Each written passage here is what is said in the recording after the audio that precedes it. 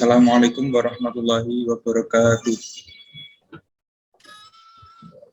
Alhamdulillahirrahmanirrahim. Wa bihi nasta'in wa ala umuri waddin. Wassalatu wassalamu ala asrofil anbiya'i wal mursalin sayyidina wa maulana Waalaikumsalam warahmatullahi wabarakatuh. wa ala alihi wa sahbihi amma ba'du. Yang terhormat Kiai Dr. Imam Mudhafir SPD MPD selaku pendiri dan pengasuh Pondok Pesantren Miftahul Huda. Yang terhormat Ketua PKM Bapak Muhyiddin Aziz SPD MPD.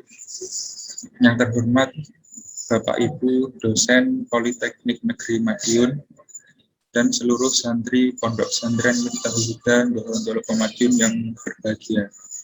Pertama-tama marilah kita panjatkan puja dan puji syukur kehadirat Allah Subhanahu wa taala yang telah melimpahkan rahmat, taufik, hidayah serta inayahnya sehingga kita dapat berkumpul dalam acara PKM secara virtual pada pagi hari ini dalam keadaan sehat walafiat tanpa ada halangan suatu apapun.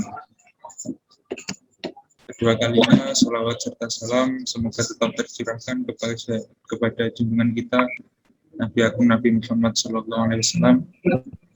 yang selalu kita nantikan syafaatnya di yaumil kiamah nanti. Amin amin ya rabbal alamin.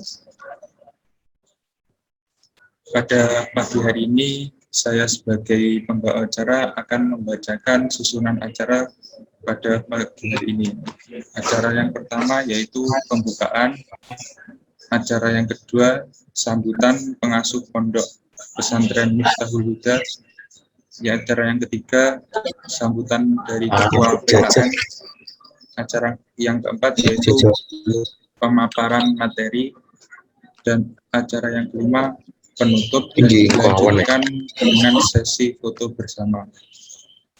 Marilah kita awali acara pada pagi hari ini dengan bacaan Ummul Quran supaya acara pada pagi hari ini dapat berjalan dengan lancar awal hingga akhir dan membawa manfaat untuk kita semua. Amin.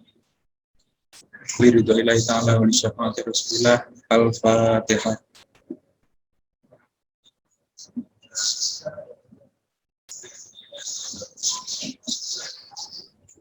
Memasuki acara yang kedua yaitu sambutan dari pengasuh Pondok Pesantren Miftahul Huda dan dilanjutkan dengan doa kepada Kiai Dr. Imam Mudhafir SPD MPD. Waktu dipersilakan.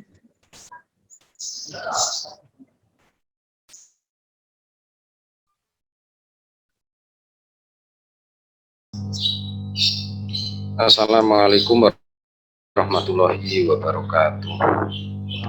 Waalaikumsalam warahmatullahi wabarakatuh. A'udzubillahi minasyaitonirrajim. Bismillahirrahmanirrahim. Alhamdulillahirabbil alamin wa bihi nasta'inu ala umuri dunya waddin. Wa sallallahu ala sayyidina Muhammadin wa ala alihi wa sahbihi ajmain amma ba'du. Yang terhormat Bapak Ketua PKM Gus Muhyiddin Aziz,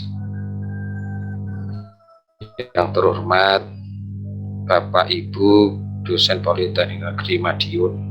Di sini ada Bu Eva, KPS Administrasi Bisnis, walaupun di sini jadi anggota PKM. Ibu Eva, Bu Neti, Bu Neti sekjur, walaupun jadi anggota ini sekjur administrasi bisnis. Kalau Pak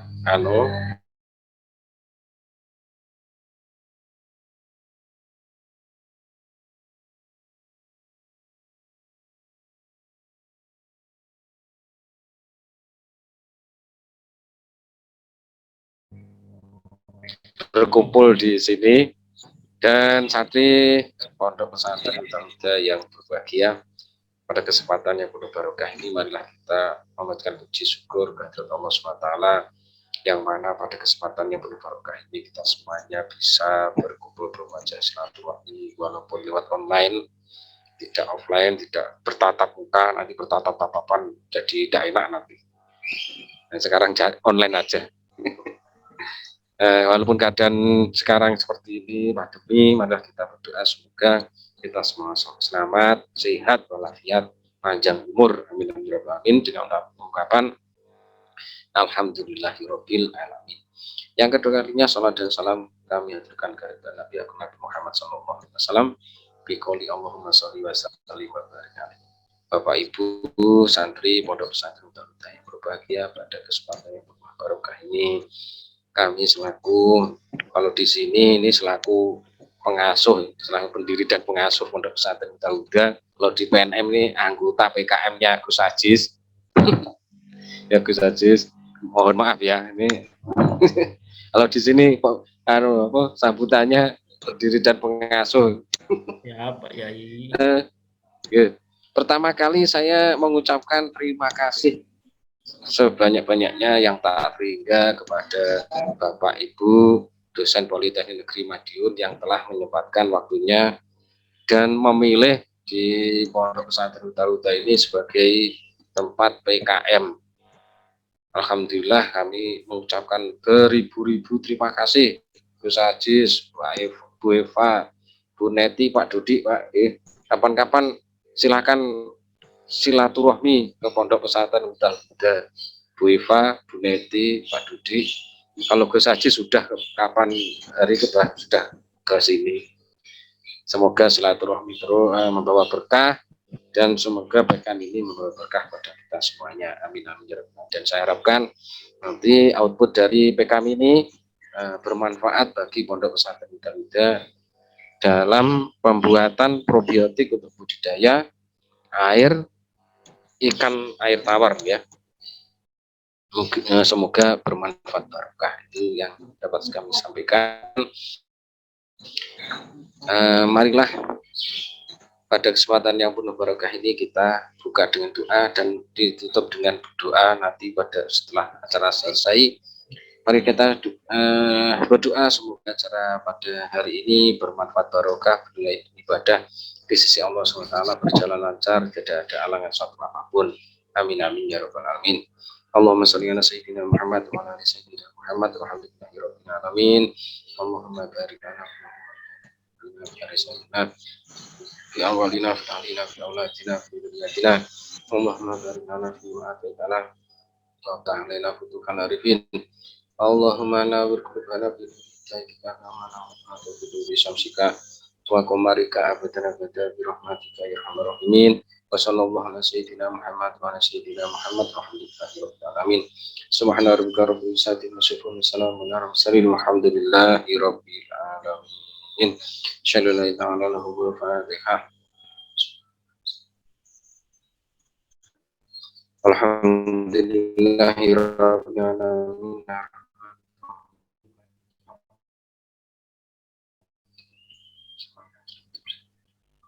Terima kasih. Semoga PKM tahun-tahun berikutnya Pak Gus Ajis dan teman-teman memilih Pondok Pesantren Darut lagi ya. Terima kasih. Assalamualaikum warahmatullahi wabarakatuh. Waalaikumsalam warahmatullahi wabarakatuh. Waalaikumsalam warahmatullahi wabarakatuh.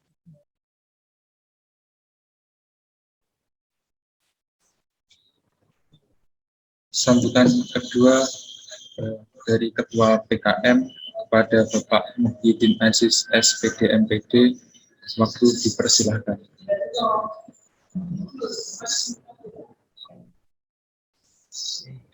Halo, bisa dengar suara saya?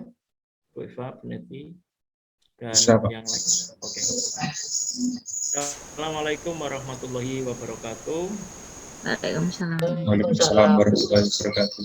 Alhamdulillah wassalatu wassalam ala Rasulillah la nabiyya ba'da wala haula wala quwata illa billah, amma ba'du. Yang kami hormati Al Mukarrom Romo Kiai Dr. Imam Muzafir SPD MPD selaku pengasuh Pondok Pesantren Miftahul Huda Dolopo Madiun. Yang kami hormati teman-teman pemateri, Bapak Ibu dosen dari Politeknik Negeri Madiun, Bu Eva, Bu Neti, Pak Dodi, Pak Imam, Pak Yai, dan yang hadir. Dan untuk kesempatan pagi ini Pak Julius mohon izin karena ada acara di Semarang. Pertama-tama kami mengucapkan terima kasih yang sebesar-besarnya karena diberi kesempatan oleh Pondok Pesantren Miftahul Huda untuk berbagi ya, untuk berbagi ilmu yang sedikit ini. Semoga dengan berbagi ilmu di bidang budidaya air tawar, ikan air tawar ini bermanfaat bagi Pondok Pesantren Miftahul Huda dan juga semua yang menonton video ini, baik itu yang via YouTube maupun Facebook dan lain sebagainya. Ya, semoga ilmu yang sedikit ini bermanfaat dan bisa diaplikasikan di bidang budidaya ikan air tawar, pelatihan pembuatan probiotik. Kedua kalinya saya juga mengucapkan terima kasih karena sudah diberi waktu oleh Pondok Pesantren KM Politeknik Negeri Madiun mengucapkan terima kasih. Mudah-mudahan yang kita lakukan hari ini bermanfaat dan bernilai ibadah. Akhirul kalam, ihdinas siratal mustaqim. Wassalamualaikum warahmatullahi wabarakatuh. Waalaikumsalam warahmatullahi wabarakatuh.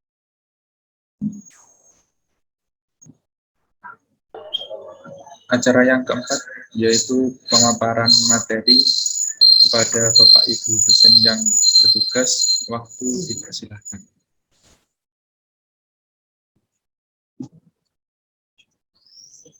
Terima kasih. Ini yang jadinya share screen dari Mas Anas atau dari Pak Aziz? Pak Aziz ya?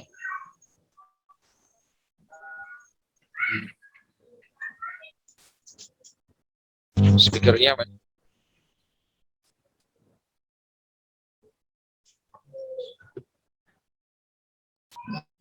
Sambil Pak Aziz mempersiapkan, karena saya yang pertama aja Pak Aziz. Ya, Assalamualaikum warahmatullahi wabarakatuh. Waalaikumsalam. Yang terhormat Pak Yai, Bapak Dr. Imam Mudofir, SPD MPD, yang saya hormat program pengabdian masyarakat Politeknik Negeri Madiun, ada Pak Aziz, Bu Neti, dan ada pula ada Pak Aziz, Bu Neti, dan Pak Dodi. Dan saya sendiri, perkenalkan saya Bu Eva. Nah, sehari-hari saya mengajar di program studi administrasi bisnis. Nah, untuk hari ini, malah hilang ya Pak Aziz slideshow-nya. Saya akan menjelaskan apa sih itu. Siap. Bagaimana? Apakah ini Pak Aziz? Sudah terlihat Bu? Sudah. Oke. Sudah terlihat. Oke. Monggo di slideshow saja. Oke. Mungkin dengan adik-adik ya saya memanggilnya. Adik-adik dari peserta pelatihan ini. Sebentar ya.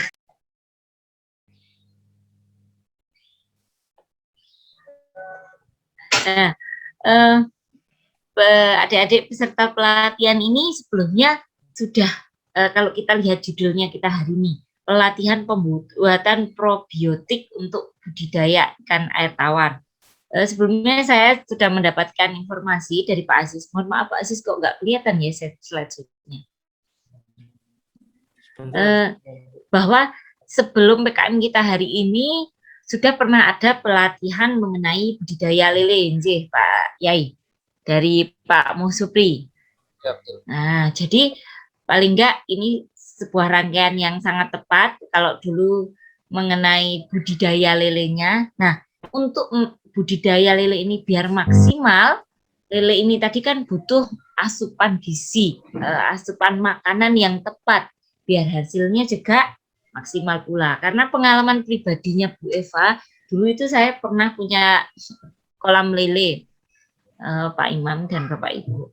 Nah, ternyata budidaya lele itu kalau kita ngasih makan yang nggak tepat atau bahkan perawatan yang nggak tepat pun hasilnya juga tidak sesuai harapan. Kebetulan kala itu lele saya itu kakean tak ubek-ubek, gede siti diubek ditarik. Terus makannya juga sembarangan. Akhirnya yang besar kepalanya saja. Jadi badannya gak ikut besar. Sampai lama juga masih kayak gitu. Ada beberapa yang besar, tapi sebagian besar lelenya itu kayaknya sudah stres ngadepi saya. Lah, makanya jangan sampai hal ini terjadi. Sehingga butuh sekali asupan untuk lele ini biar hasilnya juga maksimal. Kita kemarin sempat lihat di statusnya Pak Aziz juga, lele yang dihasilkan dengan probiotik rabal ini, lelenya gede-gede sak lengannya Pak Aziz. Bukan lengan saya, lek lengan Bu Eva kecil. Lek gede sak lengannya Pak Aziz itu berarti gede sekali. Enggak Pak Aziz untuk slide 1. Jadi adik-adik semua, kita paham kenapa sih kok kita butuh tahu mengenai pembuatan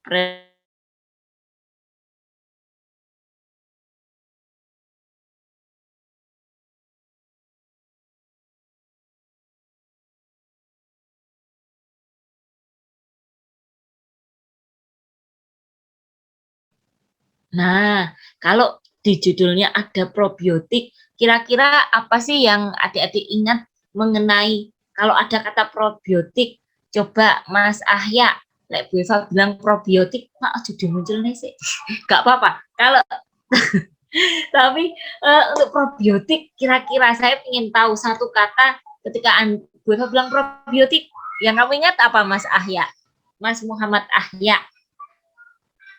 Apa kira-kira? Halo, Mas Muhammad Ahya.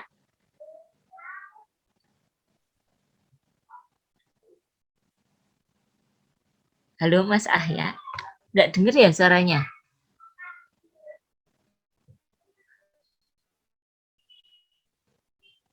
Atau mungkin yang lain, ada Mas siapa ini sambil saya kenalan ya? Atau Muhammad Yahya. Kira-kira kalau probiotik apa sih yang ada di benak? Apa? Oke, mikroorganisme bagus. Mungkin ada yang lain? Kalau Bu Eva jujur ketika saya ini ada kata probiotik itu yang paling saya ingat itu Yakult. Jadi yang kayaknya yang paling familiar, oh probiotik itu gambaran saya langsung saya membayangkannya Yakult. Nah, karena kenapa? Karena di iklan Yakult itu kan ada kata-kata probiotik, lactobacillus. Nah, apa ya kira-kira itu? Monggo Pak Aziz ditampilkan. Sebenarnya Mas Yahya tadi sudah benar bahwa probiotik itu merupakan mikroorganisme hidup yang merangsang pertumbuhan organisme lain. Nah, jadi dia ini kalau orang Islam kata Pak Yai bilangnya ini adalah sebaik-baiknya umat itu adalah yang paling bermanfaat bagi umat yang lain. Nah, berarti kalau kita lihat artinya mikroorganisme ini kan dia merangsang pertumbuhan organisme lain. Berarti dia sangat bermanfaat ya. Mempunyai manfaat yang besar. Selanjutnya Pak Aziz, kalau kayak itu probiotik rabal, ini sendiri merupakan hasil dari fermentasi ragi dan bakteri asam laktat yang berisikan bakteri baik, lactobacillus dan yeast. Nah, kalau untuk nanti Bu Eva akan menjelaskan sampai lactobacillus, sebetulnya kalau yeast seterusnya nanti biar dijelaskan Bu Neti. Nah, jadi proses fermentasi antara bakteri asam laktat dengan bakteri baik. Bakteri itu apa yo? Enek sing jahat, Bu. Ada. Jadi kenapa disebut bakteri baik dan bakteri jahat? Karena kalau bakteri baik ini dia bisa memberikan kebaikan bagi kalau manusia itu tubuh inangnya. Jadi siapa yang ditempeli bakteri ini bisa mendapatkan manfaatnya. Kalau bakteri jahat Berarti ketika ketempelan bakteri ini justru akan merdeka. Monggo lanjut Pak Aziz. Nah, sekarang kalau tadi sudah tahu probiotik rabal. Sekarang apa sih Lactobacillus? Ini sebenarnya bahasanya sangat ilmiah sekali ya. Kalau Bu Eva menjelaskannya lebih simpelnya aja. Jadi Lactobacillus itu adalah salah satu jenis bakteri yang memiliki manfaat atau bisa dibilang bakteri baik. Dia sebagian besar berasal dari kelompoknya asam laktat. Karena kebanyakan anggotanya dapat mengubah laktosa dan gula lainnya menjadi asam laktat yang dibutuhkan. Nah, apa sih asam laktat itu? Monggo dilanjut Pak Aziz. Bakteri asam laktat itu adalah bakteri positif yang dia itu nggak membentuk spora atau jamur. Justru dapat memfermentasikan karbohidrat untuk menghasilkan asam laktat. Kalau untuk berdasarkan taksonominya, terdapat sekitar 20 genus bakteri atau jenis bakteri.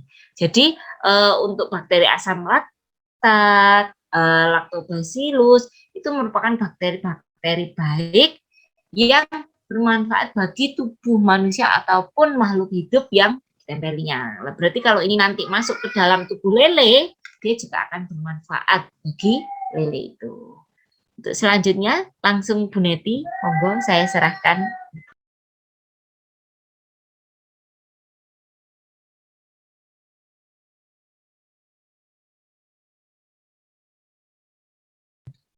Oke, makasih Bu Eva. Perkenalkan, saya Bu Neti, temannya Bu Eva, anak buahnya Pak Aziz dan Pak Imam sekarang, karena Pak Imam tuan rumah nih. Bu Neti ini temannya Bu Eva, juga temannya Pak Dodi. Oke, langsung aja ya, karena kita udah molor 45 menit ya, molor sampai 45 menit, nggak apa-apa, cuman khawatirnya nanti ada beberapa yang sudah terlanjur bikin janji temu, jam berapa Pak Imam juga mungkin banyak tamu dan sebagainya, jadi langsung aja. Tadi sudah disinggung ya sama Bu Eva tentang probiotik gitu ya. Terus pengalaman Bu Eva dari yang mempunyai ya istilahnya sempat berkutat dengan petani ikan. Waduh, kalau berkaitan dengan ikan ini istilahnya apa Pak Aziz? Petani, peternak atau apa ya? Ada beberapa yang mengatakan petani, tapi kok peternak.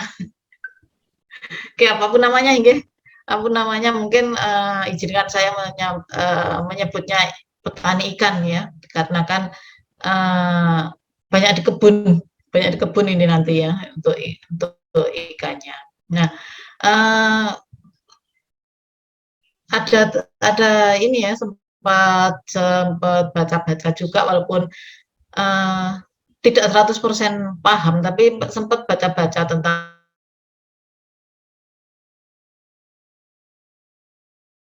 singgung Bu Eva, probiotik itu kan mikroba ya, mikroba yang kalau dikonsumsi dalam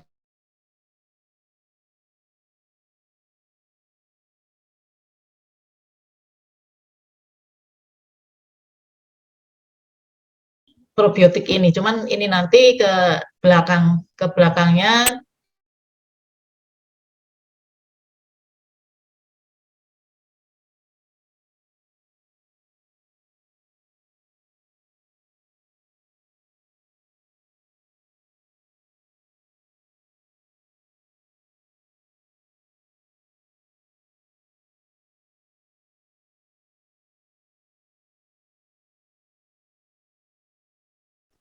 mengembangkan hal ini ya, udah mulai mengembangkan hal ini. Nah, kalau di Indonesia sendiri memang sudah mulai mengembangkan beberapa tahun terakhir, hanya akhir-akhir ini aja mereka apalagi dengan ini ya, apalagi dengan adanya pandemi itu mereka berusaha bagaimana sih mencari atau membuat antibiotik yang lebih murah tetapi punya manfaat yang sangat besar. Nah, itu mungkin yang menjadi tujuan ini ya, tujuan kami di sini untuk memperkenalkan hal itu, karena apalagi nanti di pondok supaya kita tidak terlalu banyak pengeluaran, ini istilahnya kan gitu ya. Untuk dampak positifnya sendiri tadi juga sudah dijelaskan ya, sudah disempet cerita-cerita sedikit, itu bisa membuat besar, lebih sehat dan sebagainya. Nah, untuk slide ke-6 ini ada yang yes, apa gimana Pak Aziz ini menyebutnya yes. Gimana pasnya itu nyebutnya gimana Pak Aziz? Yes. Nah, makanya ini ada bahasa Inggris tapi mungkin istilah juga ya, yes ya. Kalau slide sebelumnya itu sudah disinggung probiotik Rabal ya, itu terbuat dari campuran bakteri dan yeast. Nah, apa sih yeast itu sendiri? Kan bakteri dan yeast. Kalau bakteri tadi sudah dijelaskan, lalu Bu Neti hanya menyambung tentang yeastnya itu tadi ya, atau biar enak kita sebut ragi aja deh. Ya. Kalau ragi itu jangankan kita, orang tua kita, orang-orang yang sudah berusia, sudah sepuh itu biasanya kenal, oh ragi, oh iya ragi. Nah, ragi yang kita ini nanti sebetulnya adalah ragi yang beliau-beliau juga kenal ya. Jadi ada kalau ada yang mengatakan ragi untuk bikin roti ya memang itu nanti yang akan kita bahas ya belakangnya. Ragi ini merupakan mikroorganisme yang termasuk dalam fungsi uniseluler yang menyebabkan terjadinya fermentasi. Ya. Ragi atau yeast ini biasanya mengandung mikroorganisme yang melakukan fermentasi dan media biakan bagi mikroorganisme tersebut. Nah, bentuknya nanti macam-macam ya, nanti di slide berikutnya ada. Nah, ragi atau yeast ini bisa untuk meningkatkan nafsu makan. Nah, jangan dikira kita aja ya, jangan dikira kita aja. Hewan pun kadang-kadang nggak nafsu makan juga. Ya, di saat-saat tertentu, saat stres misalkan perubahan cuaca atau pas sebelumnya nggak musim hujan lalu tiba-tiba musim hujan, itu campuran airnya itu bisa saja menyebabkan ikan itu stres. Nah, stres itu salah satunya mereka nggak nafsu makan. Nah, kalau kita sebagai petani ikan kan, kalau ikannya nggak nafsu makan rugi dong. Ikannya mungil-mungil ya, mungil-mungil kecil-kecil kayak Weva, nggak ada yang kayak Pak Aziz kan gitu. Sementara kita pengennya kan besar ya, besar nanti dijualnya bisa mahal kan gitu. Nah, ini ragi ini untuk itu ya, untuk meningkatkan nafsu makan. Lalu ragi itu macam-macam ya, macam-macam. Next Pak Aziz. Nah, ada ragi basah atau padat, ada ragi kering aktif atau koral, ada ragi instan. Nah, ragi basah atau padat mungkin, nah ini contoh gambarnya ya. Ragi basah atau padat itu asalnya dari kering jamur ya, asalnya dari kering jamur, dia ya, teksturnya basah. Jadi kalau adik-adik pegang itu basah ya, ada basahnya gitu. Ini ada kelebihannya dia lebih segar karena basah ya, kelebihannya itu lebih segar. Namun karena dia basah dia cenderung lebih mudah rusak. Penjualannya biasanya dalam bentuk ini seperti di gambar ya, balok ya, balok ukurannya itu sekitar 200 gram. Ukurannya sekitar 200 gram. Nah, Kalau terpaksa adik-adik punyanya ragi basah supaya awet, itu adik-adik bisa simpan di lemari es dengan suhu minus, ya. Di lemari es dengan suhu minus. Kalau disimpan di situ, dia punya daya tahan 7 hari setelah tanggal produksi. Nah, kadang kan kita beli nggak ada tanggal expirednya, ya kita tanyakan aja kapan dibuatnya. Nah, kita bisa memperkirakan 7 hari setelah tanggal produksi itu expirednya. Lalu yang kedua ada ragi kering. Ragi kering aktif, ada menyebut gitu, ada yang menyebut koral. Itu adalah berbentuk ragi berbentuk ini pasir itu ya, di gambarnya itu pasir berbentuk butiran kecil.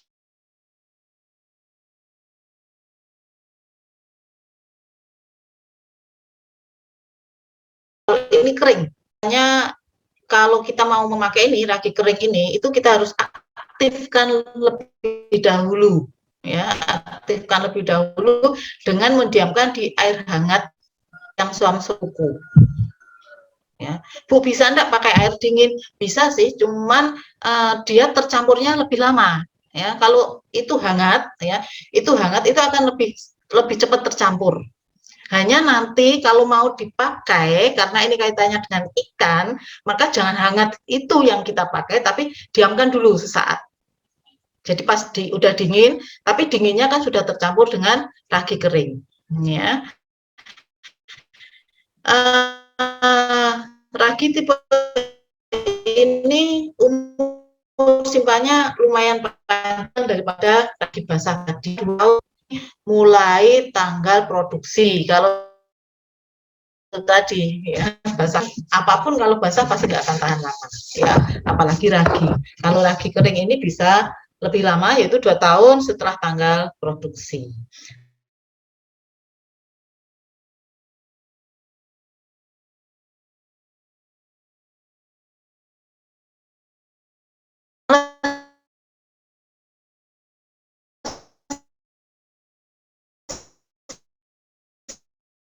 Ya, untuk terus air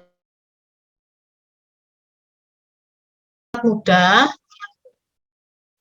iya, di recordingnya keluar masuk.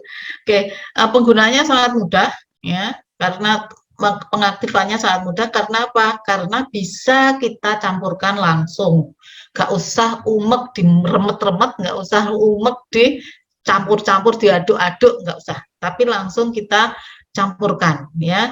Ragi jenis ini sangat cepat proses fermentasinya, sehingga banyak, terutama adik-adik ini yang cowok-cowok, biasanya ini adalah pilihan yang pertama, ya. Aduh, nggak mau Bu bikin-bikin ragi, saya beli aja, monggo silahkan, ya. Yang murah juga banyak nanti, ya. Cara penyimpanannya juga mudah, cukup disimpan di wadah kedap udara dan disimpan di tempat yang sejuk dan kering. Jadi tidak kebanyakan syarat, ya. Itu jenis ragi. Ya, tidak ada syaratnya, monggo mau yang dipakai yang mana. Selanjutnya Pak Asis.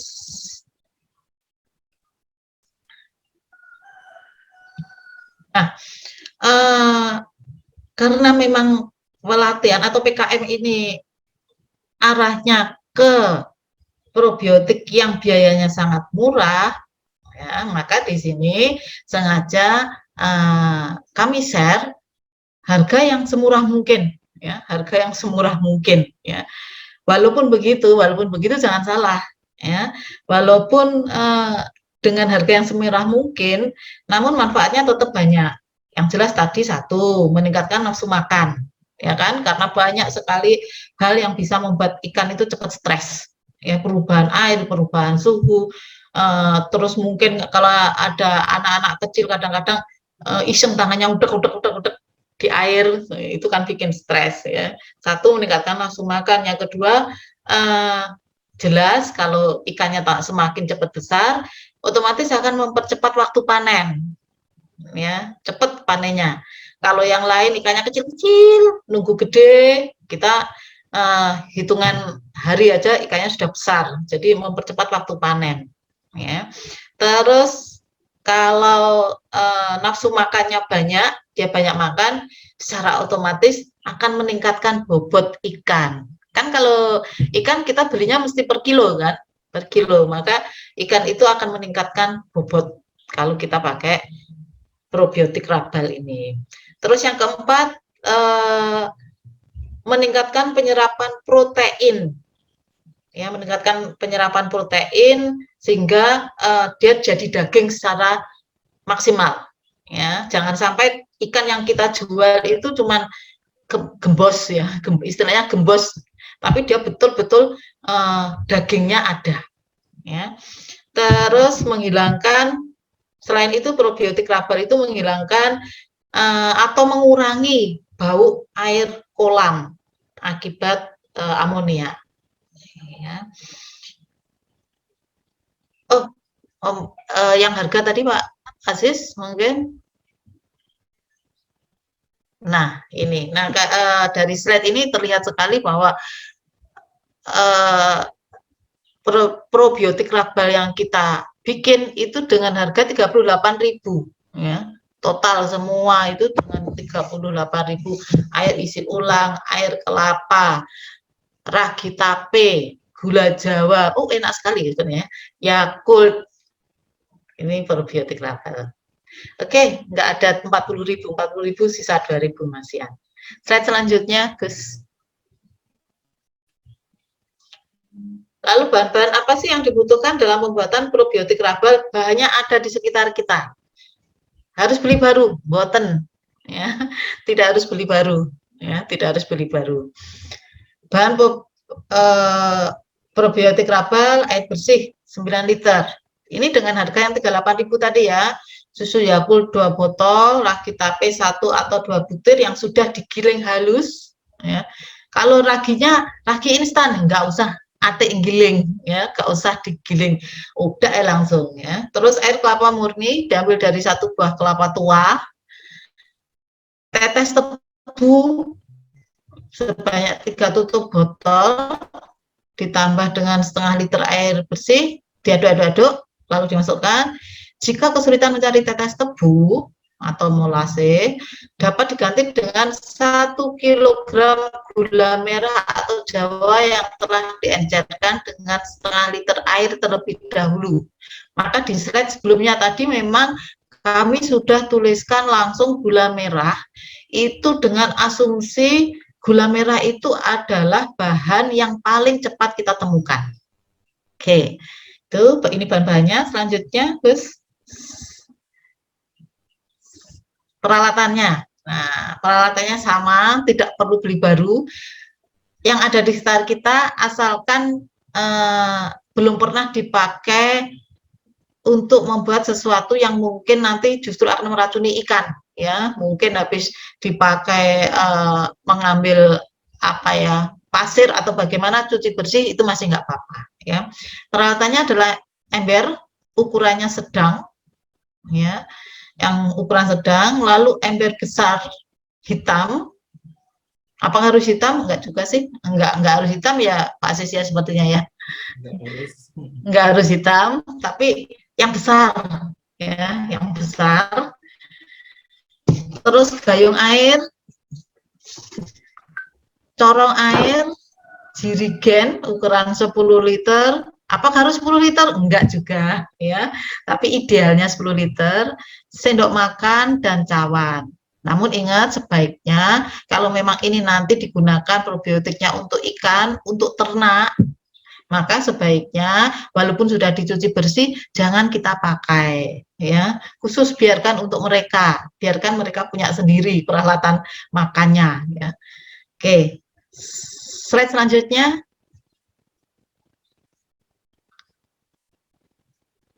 Slide selanjutnya adalah cara membuatnya. Ini adalah selanjutnya ini adalah materi utama ya. Materi utama yaitu membuat probiotik Rabal. Nah, untuk slide selanjutnya Bu Neti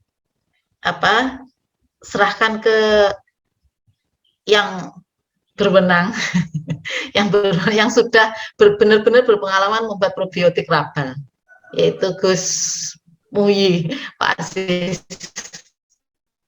Monggo. Terima kasih Bu Neti, Bu Eva. Kita lanjutkan sekarang cara membuat probiotik herbal. Apakah suara saya Sudah. sudah bisa didengar? Oke. Jadi cara membuatnya sebenarnya simpel saja. Ya, tadi sudah disebutkan ada alat-alat yang disiapkan, tetapi sebenarnya kita juga bisa mensiasati.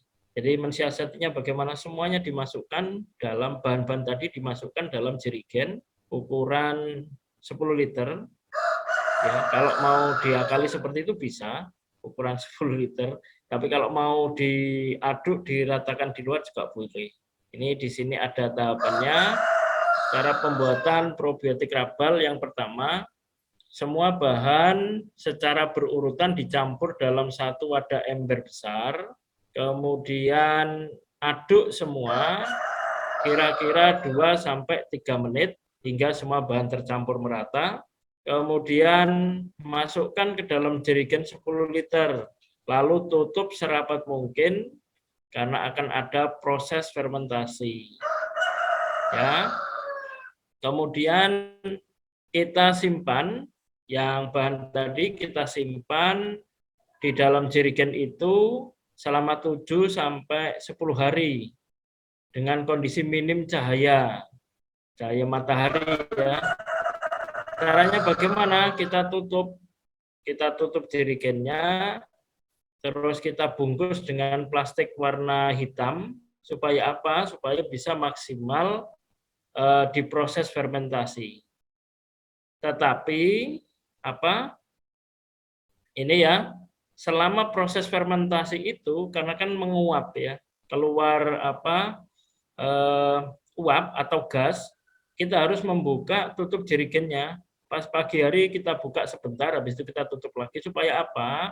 Supaya jerigen tersebut tidak meledak. Gitu ya. Kemudian setelah hari ke-7, kalau mau 7 hari dipanen bisa, kalau mau lebih 10 hari juga bisa. Kita panen, kita gunakan, bisa kita implementasikan pada budidaya ikan air tawar. Kemudian cara pemberian pada ikan. Bagaimana sih probiotik ini? Apakah langsung dikasihkan ke ikan atau diminumkan atau bagaimana? Ini bisa diimplementasikan di ikan lele, ikan nila, belut, ikan patin, ikan gurami. Jadi nanti lebih detailnya saya akan menjelaskannya.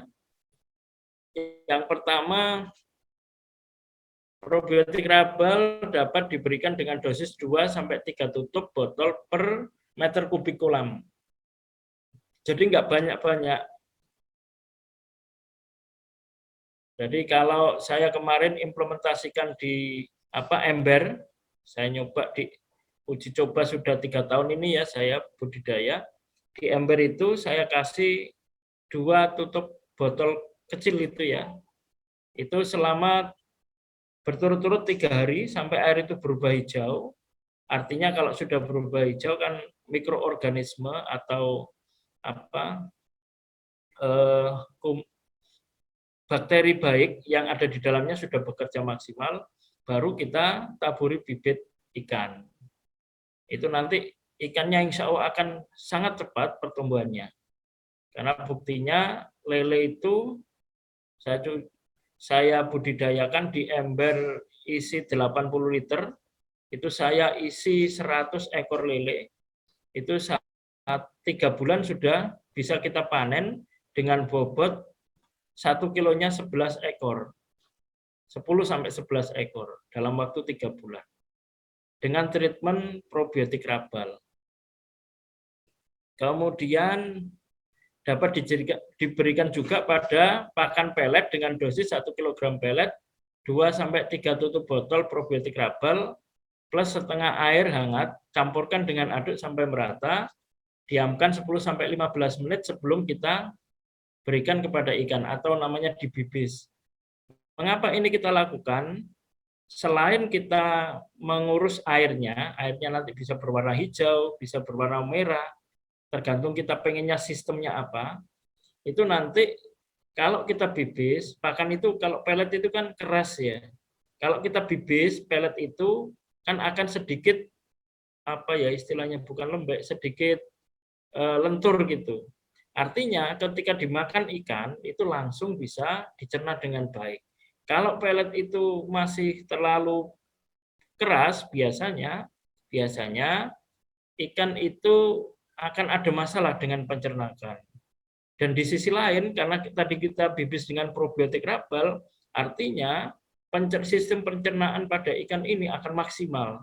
Dan itu konsekuensinya atau manfaatnya ialah ikan itu bisa tumbuh besar dengan cepat dan juga sehat. Karena probiotik ini juga bisa mengikis semua penyakit-penyakit yang ada pada budidaya ikan.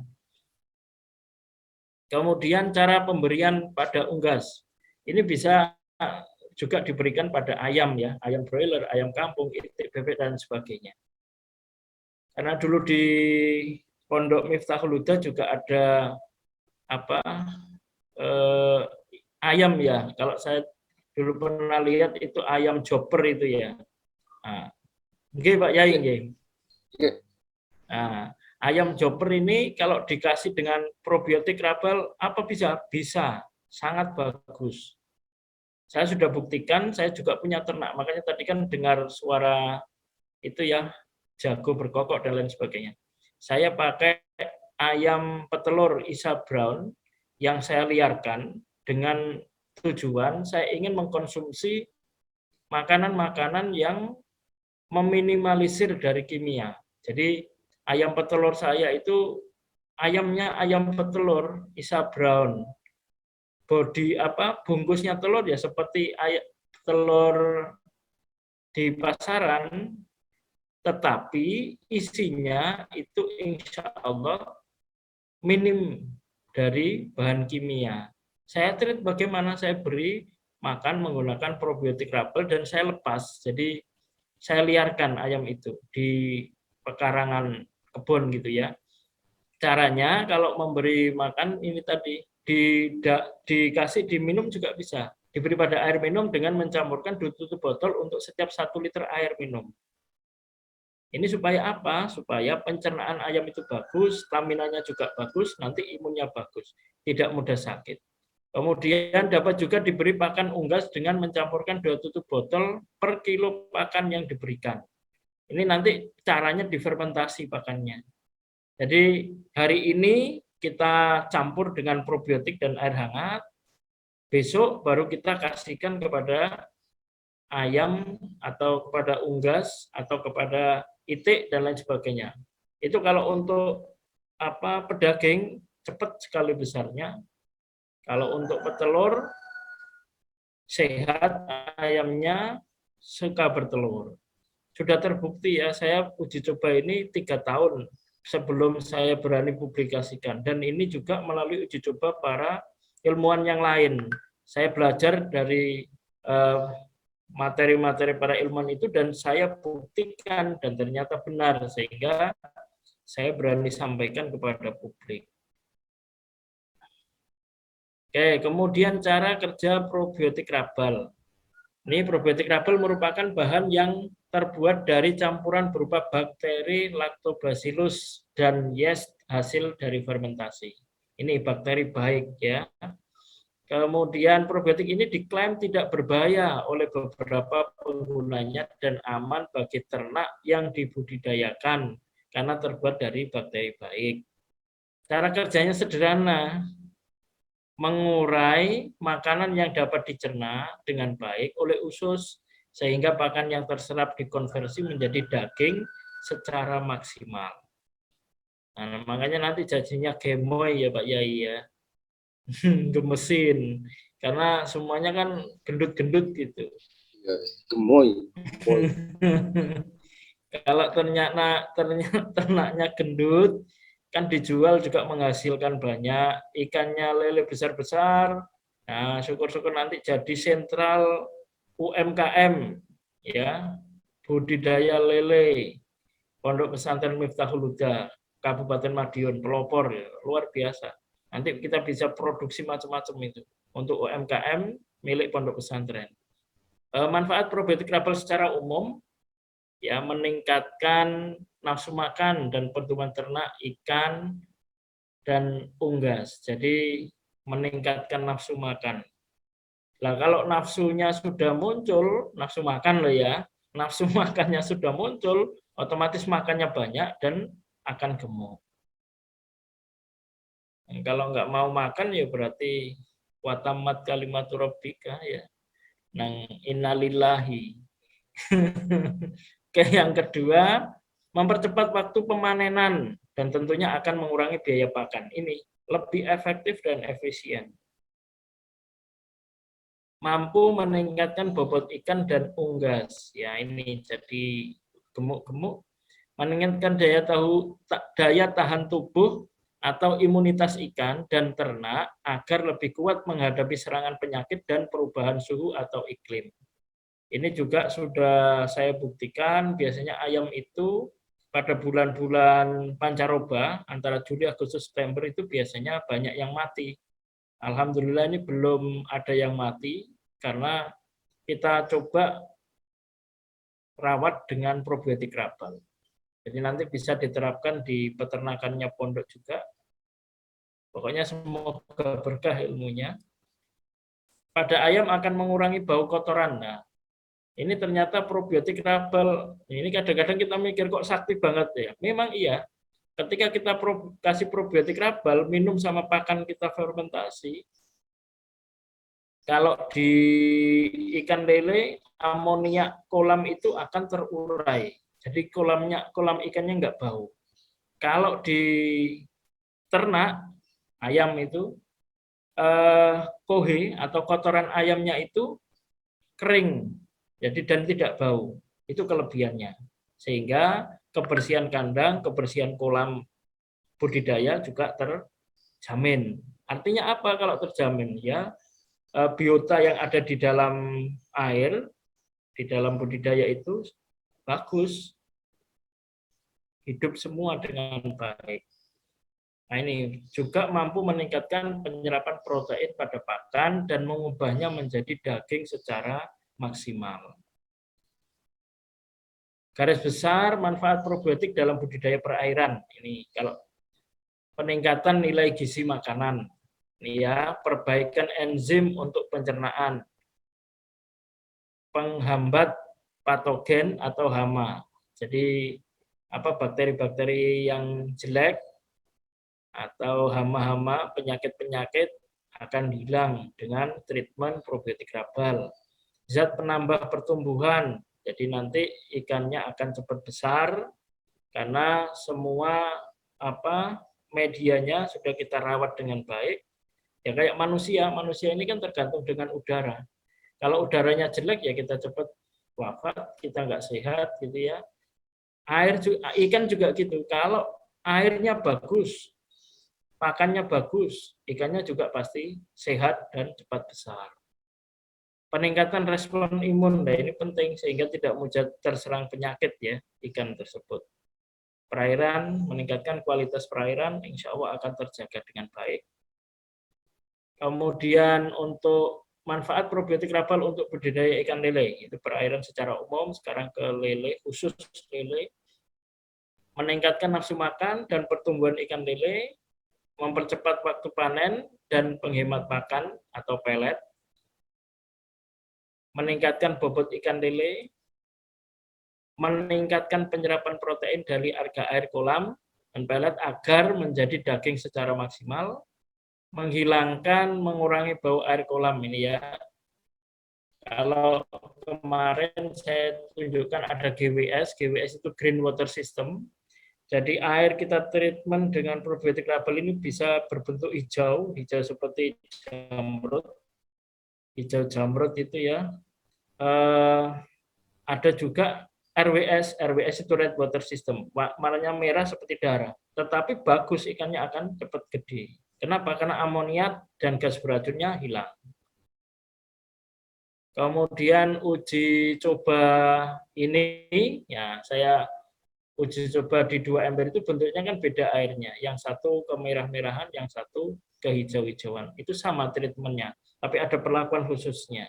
Nanti insya Allah akan saya share secara offline ke santri-santri Pondok Miftahul Huda. Saya kasih resepnya, kita implementasikannya, dan nanti kita panen bareng-bareng bersama. Dan nanti yang lain juga bisa menyaksikan melalui YouTube channel ya Pak Yai ya. Punyanya pondok itu juga ada. Nah, itu yang RWS sama GWS ya, Red Water System sama Green Water System namanya. Kemudian cara membuat probiotik rabal, kalau tadi sudah kita paparkan di slide, kalian juga bisa mengunjungi ya di itu Aziz Gemoy Channel, channelnya namanya itu Aziz Gemoy Channel. Kalau nanti pemaparan dari narasumber dan saya tadi masih kurang jelas, adik-adik bisa langsung melihatnya di YouTube channel Aziz Gemoy Channel, itu ada bagaimana pembuatannya dan lain sebagainya. Bahkan di YouTube itu saya sederhanakan, nggak perlu perbanyak alat, langsung semua dimasukkan ke jerigen, dikocok jadi satu, ditutup, sudah selesai. Hasilnya sama. Penggunaan probiotik juga saya tunjukkan juga di YouTube, jadi supaya manfaat ini juga bisa digunakan oleh seluruh masyarakat yang ingin berbudidaya. Bisa masyarakat umum, bisa peternak, petambak, tapi saya juga tertarik memberikan informasi ini di YouTube supaya ibu atau ibu rumah tangga yang ingin membuat kemandirian pangan di pekarangan rumah, di teras, di samping rumah bisa dioptimalkan dengan budidamber maupun bertanam ya, bertanam perkebunan itu bisa semuanya, dan semuanya ada di YouTube saya, bisa dicek itu di Aziz Gemoy Channel. Hasilnya itu ini kan umur 9 bulan ya, panjangnya 55 cm itu. Cukup besar itu. Kelihatannya aja kecil, tapi coba lihat itu paha saya dengan ikan itu kan nggak terlalu beda jauh itu ya. Artinya ikannya juga besar. Nanti kita uji coba lagi di pondok nanti biar tahu. Kalau ikannya segini-gini nanti Pak Yai seneng. Kalau makan santri satu ikan bisa untuk 10 santri itu Pak Yai, 10 piring. Siap. Mantap itu. Oke, nah ini ikannya. Itu ikan semua di bawah itu ya, besar-besar, nggak ada yang kecil. Nah ini linknya YouTube channel, bisa nanti diakses untuk mengetahui lebih detail bagaimana penggunaan probiotik rabal diimplementasikan, khususnya kalau di sini di budidaya air ikan tawar. Tetapi di channel saya ada perikanan, berarti budidaya ikan, kemudian peternakan, dan juga perkebunan.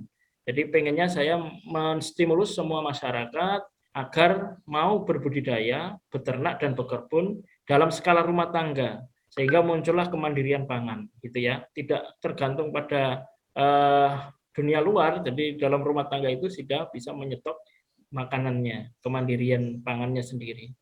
Terima kasih dari kami. Berikutnya Pak Dodi kami persilahkan.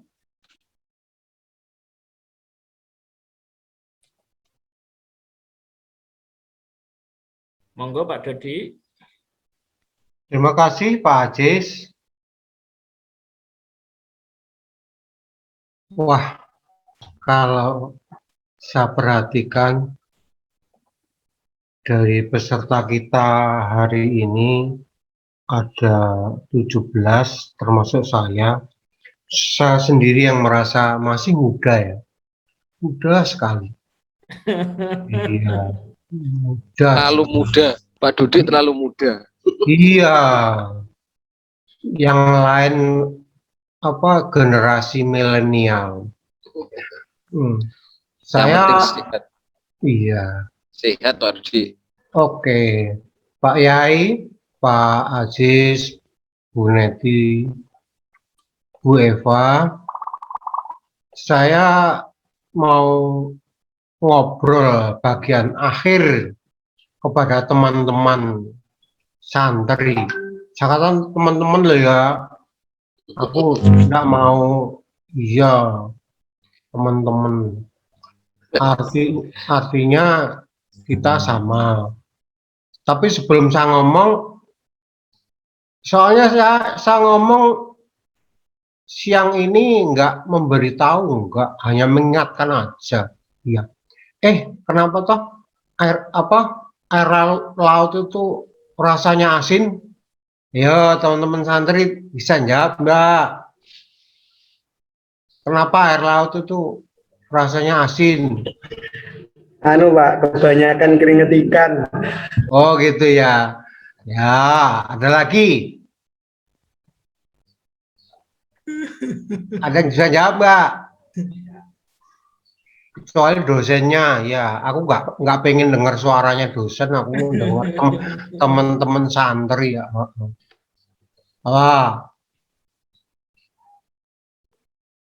Oke, supaya nggak lama. Ya karena dijilat. Coba kak dijilat. Apa kerasa asin ya? Itu ya. Terus yang kedua, pitik apa sing mlakune mundur? Yo. Ini ada yang dari luar Jawa nggak, teman-teman santri? Moga-moga semuanya Pak. Jawa semuanya. Moga-moga seperti saya, ya anak desa. Jadi kalau saya ngomong ayam apa yang melakukannya mundur, jalannya mundur. Ayo Mas Yahya lagi. Mas Ahyat, ngerti enggak?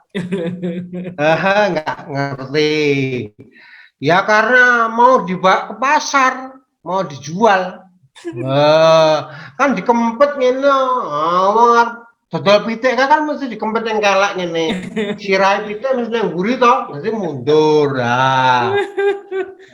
Sing terakhir ayo Mas Anas sing jadi host iso ora. Ngopo ayam jago kau kluruk matanya tertutup? Ayo. Karena kalau sambil melek matanya copot, Pak. Oh, enggak, iso. Enggak. Mas Kolil, ayo ngerti enggak? Coba, ayo.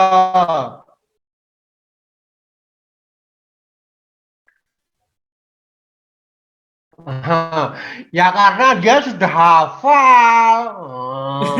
Merem iso. Coba kalau enggak hafal, dia mesti melek moco ini toh. Teman-teman, kenapa toh kita kok harus Mas Yaya ketawanya ngantek ngakak. Apa jenenge? Kita harus bisnis. Seingat saya, guru agama saya, tolong dicek nanti ke Pak Yai ya. Katanya pintu rezeki itu banyak lewat perniagaan. Gitu. Ya. Betul. Jadi pintu rezeki itu banyak lewat perniagaan. Itu kenapa kita berbisnis. Terus yang kedua, dalam berniaga atau berbisnis itu, hidupnya itu bisa mapan, tenang, ya. Dan yang terakhir apa? Bebas. Kalau Anda teman-teman santri tanya ke saya, Pak enak jadi pegawai? Gak enak. Contoh, ya, ini aku nggak punya maksud apa-apa ya Bu ya, hanya ngasih contoh ya. Bu Eva itu belum lahir, aku tuh sudah bisa futsal, kan gitu. Tapi sekarang, aku nggak bisa seenakku sendiri. walaupun aku sudah tua, aku harus mentaati peraturan organisasi. Nah, kalau niaga itu bebas ngatur awake dhewe, bisa berkreasi, berkreatif, kan gitu. Ya, itu kenapa kita berniaga, berbisnis itu di situ. Nah, caranya bagaimana berbisnis yang baik itu? Apalagi pada zaman-zamannya Anda, para teman-teman apa namanya santri ini. Kalau zaman saya lain, bisanya adalah mikir aku bisa apa. Kalau Anda nggak percaya, silahkan tanya ke orang sekecamatan Colomadu, Karanganyar, Jawa Tengah, yang masih bisa cerita tahun 60-an, 70-an. Kenal enggak dengan Mbah Soi Kromo? Itu buyut saya. Panggilannya siapa? Mbah Lento. Mbah Lento. Mbahku ki pintere mau nggawe lento, Mas. Teman-teman. Padahal lento Anda tahu citaannya apa toh? Enggak tahu, Pak. Lento. Lento cintaan iki lho. Tangan. Iya, tangan tok. Tapi terkenal. Iya kan? Buyute iki lho, ditinggali sawah siji. Malah buyute iki lho sekolah wis dhuwur. Ra iso nukokke sawah anake. Nah. Bisanya bikin lento. Jadi sekarang nggak bisa. Aku punya bikin lento, tak dol, nggak ada yang mau. Gitu ya. Nah, saya ingatkan kalau berniaga, berbisnis zaman sekarang pertama adalah keberanian. Kalau nggak berani, ya wes pulang wae, tidur di rumah. Iya, keberanian. Jangan pakai istilahnya Pak Yai atau Pak Aziz, Gus Aziz. Apa? NATO. No action, talk only. Ngomong tok. Mas Anas, apa rencananya? Saya mau berjualan pagi. Rencana tok, akan rencana. Keripik lele. Nah, keripik lele. Rencana tok. Ndaki bahasa Inggrisnya apa Pak Yai? Muluk. Apa diri gitu loh. Rencananya tuh wah hebat. Tapi rencana tok.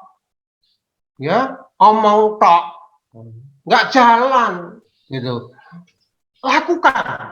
Lakukan. Bisa? Lakukan, harus lakukan. Kan gitu. Saya dulu ya wes aku melu pikirannya Pak Utomo, dodol banyu, saya dodol. Karena waktu itu yang top aqua ya usah saya dodol aqua galon itu ya. Dah, saya dodol aqua. Terus saya sharing dengan teman, saya urun 300 galon, terus jalan sampai sekarang.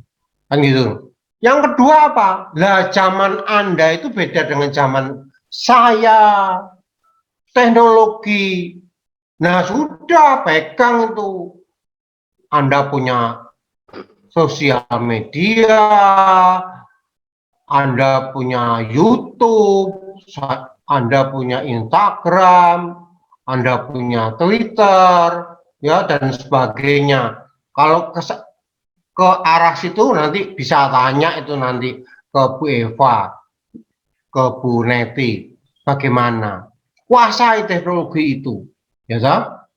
Orang lain mau kenal Anda dari mana kalau nggak kuasai teknologi? Sekarang ya itu stasiun televisi berguguran, ya toh? Banyak orang pindah ke sosial media, kan gitu.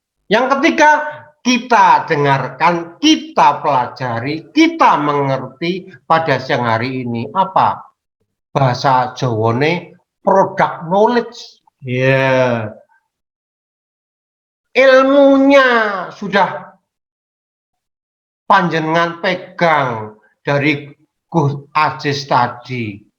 Efisiensi, efektivitas, proses budidaya.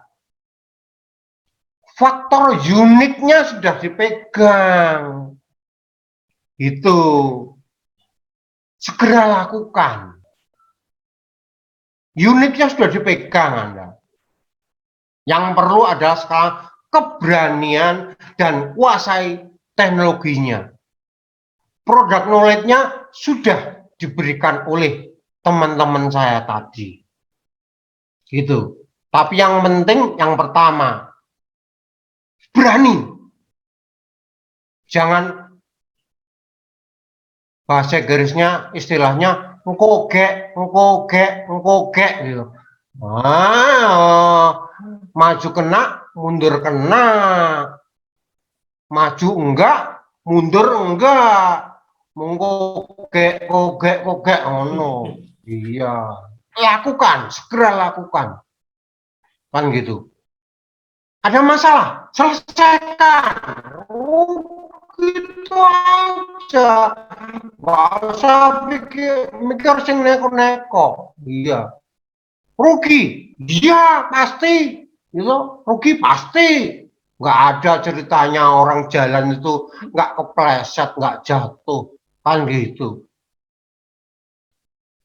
Dulu Bu Neti itu kalau pakai sepatu heels tinggi biasa, sekarang nggak masalah. Apalagi ngajar di mahasiswa yang mengarah kepada penampilan gestur yang seperti itu. Beliau bisa memberikan contoh. Nah, seperti itu. Jadi jangan takut untuk terpleset atau jatuh. Segera lakukan. Itu saja yang perlu saya ingatkan ke teman-teman santri. Moga-moga pengalaman saya yang sedikit sekali ini bisa sedikit menggugah Anda untuk bisa berjuang demi pondok pesantren dan hidupnya masing-masing. Akhir kata, saya mohon maaf kalau ada yang kurang, saya mohon maaf yang sebesar-besarnya. Saya akhiri. Assalamualaikum warahmatullahi wabarakatuh. Waalaikumsalam warahmatullahi wabarakatuh. Baik, terima kasih atas materi yang telah disampaikan. Acara yang selanjutnya adalah sesi tanya jawab.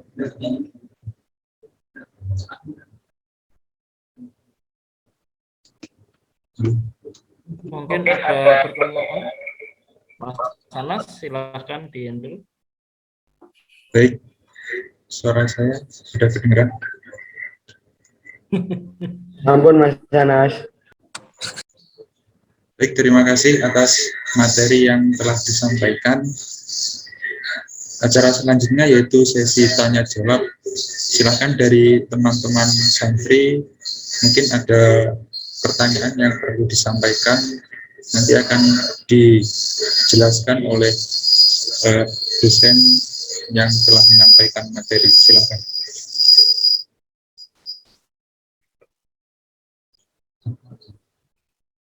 Di Mas Ahya, Mas Yahya. Di prakteknya ada ya, offline di pondok pesantren ya, enaknya gitu.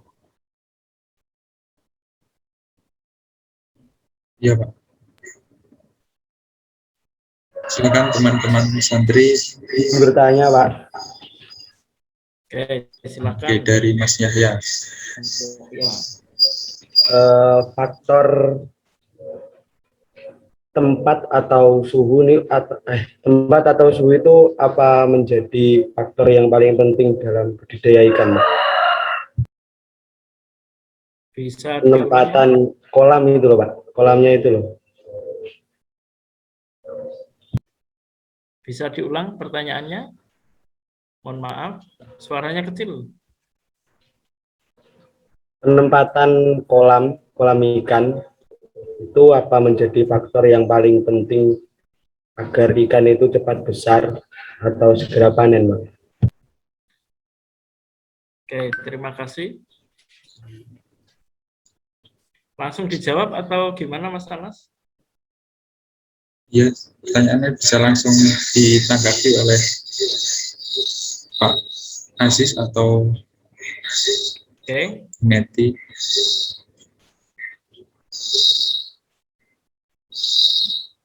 Silakan, Pak Aziz. Jadi begini, sebenarnya media itu bisa juga mempengaruhi ya terhadap perkembangan atau dalam budidaya. Akan tetapi media itu kan juga kita bisa minimalisir patogen ataupun hama dengan cara perawatan yang baik terhadap media budidaya. Jadi seandainya Mas Yahya pakai kolam terpal gitu ya, atau pakai ember gitu, apakah beda? Enggak, sama aja. Tinggal bagaimana kita merawat medianya ya Mas ya. Jadi kalau di kolam terpal, kolam ember atau kolam beton, cor itu ya, itu bisa kita gunakan probiotik ini dengan cara sebelum tabur benih itu kita treatment selama 3 sampai 6 hari. Ya, treatment supaya mikroba atau bakteri baik itu bekerja secara maksimal, baru kita kasih benih, kita tabur benih. Nah, nanti ketika sudah kita tabur benih, setiap 3 hari kita kasih probiotik Rabel ini. Tidak usah banyak. Kalau kalau ember ya cukup 1 tutup botol itu atau 2 gitu sudah. Kalau kolam terpal gitu seumpama kolamnya 3 meter kali 3 meter gitu ya. Cukup kita kasih setengah gelas kita campur dengan air, baru kita tabur di kolam terpal tersebut. Sudah itu aja. Sama pakannya kalau mau dibibis menggunakan probiotik juga bisa. Dan ini mudah dan murah kok ya. Probiotik itu tadi disampaikan Bu Neti kan habis 38.000 itu untuk produksi 20 liter. Bayangkan 20 liter. Ya, 20 liter itu untuk produksi hanya butuh uang 38.000. Berarti sangat murah sekali. Ya, terima kasih Mas Anas. Terima kasih atas jawabannya. Mungkin Mas Yahya bisa menanggapi atau sudah cukup? Ya, bisa saya terima. Baik, terima kasih atas pertanyaannya. Silahkan kepada teman-teman santri yang lain, mungkin ada yang mau bertanya.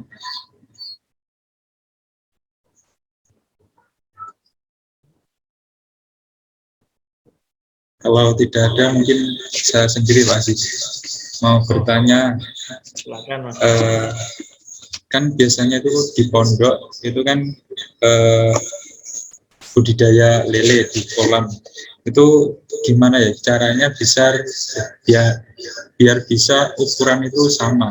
Lele itu kan kadang sekali panen itu ada yang masih kecil, terus ada yang sudah besar. Nah itu cara mengatasi supaya ukurannya itu bisa merata itu bagaimana itu? Ya, terima kasih Mas Anas. Nah, kalau budidaya lele itu memang seyogianya tidak hanya satu kolam. Nah, tapi kolamnya harus lebih dari satu. Contoh, kalau pakai ember gitu ya, maka minimal ada 4 ember. 4 ember itu nanti setiap 1 minggu atau 2 minggu kita sortir. Jadi kita lihat ukurannya. Kan lele itu perkembangannya cepat ya. Jadi 2 minggu kita sortir, setiap 2 minggu itu. Jadi nanti yang besar dikelompokkan sendiri yang besar, yang sedang, yang kecil. Begitu caranya. Kalau itu tidak dilakukan, maka akan ada kanibalisme. Kanibalisme itu yang kecil dimakan sama yang besar-besar. Sehingga pertama memang harus kita pakai probiotik ya. Terus yang kedua memang ada sistem sortir. Jadi kita pilih terus setiap 2 minggu kita kelompokkan yang besar.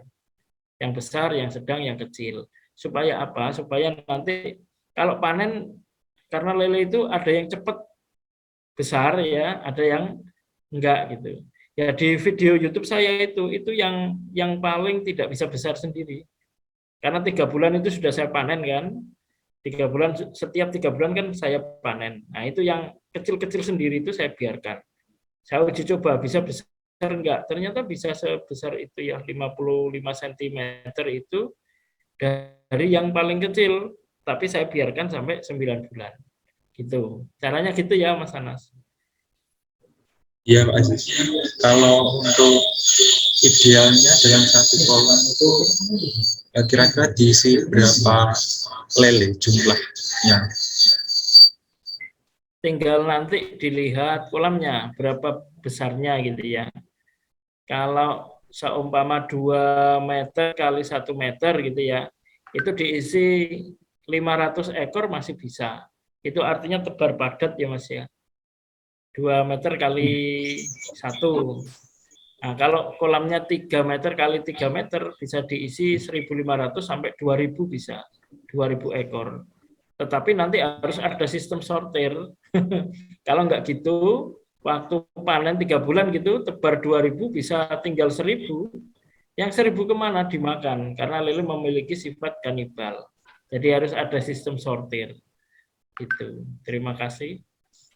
Baik Pak Aziz, terima kasih atas jawabannya. Ini ada pertanyaan dari Mas Muhammad